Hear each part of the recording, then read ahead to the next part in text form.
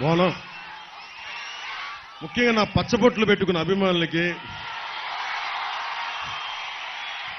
మీ అందరికీ ప్రతిసారి రాజమండ్రి వచ్చినప్పుడల్లా, తూర్పుగోదావరి జిల్లా వచ్చినప్పుడల్లా గుండెల్లో నా పచ్చబొట్టు పెట్టుకొని నాకు నిజంగా అంత అర్హత లేదనుకుంటాను. సో మనస్ఫూర్తిగా మీ అందరికీ ఇంకో ధన్యవాదాలు. ఒకటే చెప్తా ఉన్నా అందరి అభిమానులందరికీ, ఇక్కడ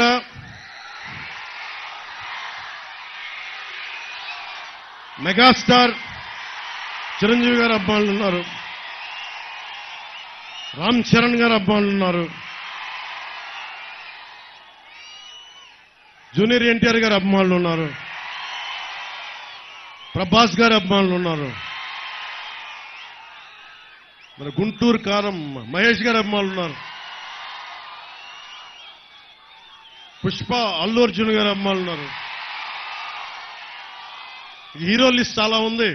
సో అందరూ హీరో అభిమానులకి చెప్తున్నా, ఎప్పుడన్నా సరే తెలుగుదేశం పురంధేశ్వరి గారి మనందరి ఆంధ్ర రాష్ట్రానికి తెలుగుతనానికి ప్రపంచ వ్యాప్తంగా గుర్తింపు తెచ్చిన శ్రీ నందమూరి తారక రామారావు గారు ఏ రోజు కూడా ఆయనతో కూడా అందరూ సినిమా హీరోలు ఎవరు కూడా ఆయనతో సహకరించాల. కొంతమంది కాంగ్రెస్ లో కూడా ఉన్నారు. కృష్ణ గారు కాంగ్రెస్ లో ఉన్నారు, కోట శ్రీనివాసరావు గారు వేరే పార్టీలో ఉన్నారు. ఎన్టీ రామారావు గారిని విమర్శించేవాళ్ళు. ఏ రోజున ఎన్టీ రామారావు గారు ఎప్పుడు కూడా కృష్ణ గారిని ఒక్క మాట అనలా. అది ఎన్టీ రామారావు గారి సంస్కారం.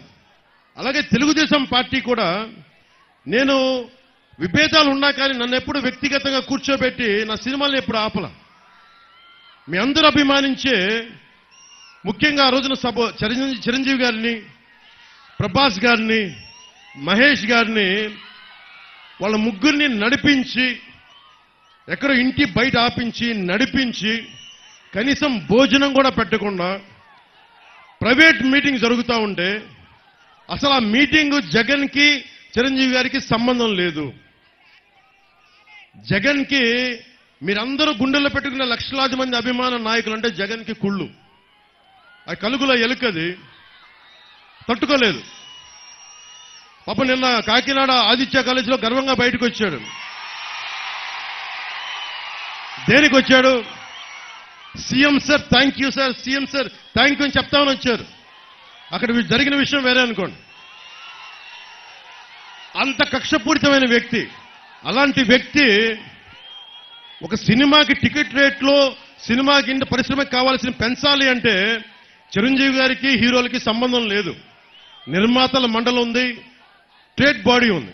అలాంటి వాళ్ళందరినీ తీసుకొచ్చి ఒక సేడిస్టిక్ గా సీక్రెట్ కెమెరాలు పెట్టి, అవి తీసి మైకులు పెట్టి, పాపం వాళ్ళు మర్యాదపూర్వకంగా అడిగి, మరి మన సీఎం స్థాయి వ్యక్తి దగ్గరికి వచ్చినప్పుడు అగౌరవంగా మాట్లాడరు కదా.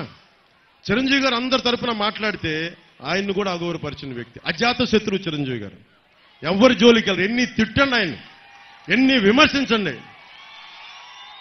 నాకు తెలుసు కదా ఇంట్లో వాడిగా గుండె బాధపడదు. నాకు కూడా చెప్పరు ఈ రోజు దాకా చెప్పలా. అలాంటి అజాత శత్రువుని కూడా ఇతను కించపరిచిన వ్యక్తి. జక్కంపూడి రాజా గారికి ఒకటే చెప్తున్నా, మా భీమ్లా నాయక్ సినిమాలకి పాపం బలరామకృష్ణ గారి టికెట్లు దొరకలేదు, కానీ జక్కంపూడి రాజా గారు ఎమ్మెల్యే కాబట్టి నా సినిమాలు టికెట్లు ఇప్పించారు. మాకు ఈ సినిమా అభిమానం వద్దండి. మాకు జక్కంపూడి రాజా గారు, మేము కోరుకుంటుంది మీ వాళ్ళు దోపిడీ చేయకుండా ఉంటే చాలు, మాకు అదే 10,000. మా సినిమాలు మాకు ఎలా చూడాలో, మాకు పచ్చబొట్లు పొట్టించుకున్న అభిమానులు ఉన్నారు. అలాగే మాకు మహిళా శక్తి ఉంది. వీటన్నిటికంటే కూడా మీ వాళ్ళకి చెప్పండి, అన్ని వర్గాలకి న్యాయం చేయమని చెప్పండి. అది కూడా టైం అయిపోయింది కాబట్టి భవిష్యత్తులో జక్కంపూడి రాజా గారికి కూడా చెప్తున్నా, మీ నాన్నగారంటే నాకు గౌరవం ఉంది, కానీ మీరు ఓడిపోతున్నారు.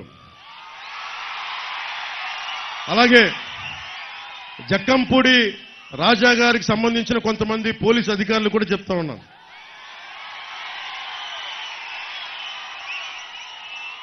నాకు పోలీస్ శాఖ అంటే చాలా గౌరవం. నాకు జక్కంపూడి రాజా గారికి అండగా ఉండి జన సైనికుల్ని, తెలుగుదేశం కార్యకర్తల్ని, నాయకుల్ని, భారతీయ జనతా పార్టీ కార్యకర్తల్ని ఏడిపిస్తున్న పోలీస్ అధికారులకి నేను విన్నవించుకుంటా ఉన్నా. దయచేసి మీరు ఇలాంటి ఇబ్బందులు పాలు చేయకండి. ప్రభుత్వం మారబోతుంది, అది మీరు అర్థం చేసుకొని ఎలక్షన్లు పారదర్శకంగా జరిగేలాగా నేను కోరుకుంటా ఉన్నాం. ప్రభుత్వం మారిన వెంటనే మీ తీరు మార్చుకోలేకపోతే నేను చాలా అరుదుగా మాట్లాడతాను, ఇట్లా ప్రత్యేకించి మాట్లాడుతూ ఉన్నాను. బలరామకృష్ణ గారిని టార్గెట్ చేసే పోలీసు అధికారులందరికీ చెప్తాను, దయచేసి నా విన్నపం, ఆయన్ని, ఆయన అనుచర వర్గాన్ని, జన సైనికుల్ని టార్గెట్ చేయడం ఆపేసేయండి. ఎన్నికల్ని పారదర్శకంగా ఉండేలా చేయండి. మేము వచ్చిన రోజున మీరు పారదర్శకంగా లేకపోతే ఇది నేను ప్రత్యేకమైన చర్యలు తీసుకుంటాను. దీని మీద గుర్తుపెట్టుకోండి.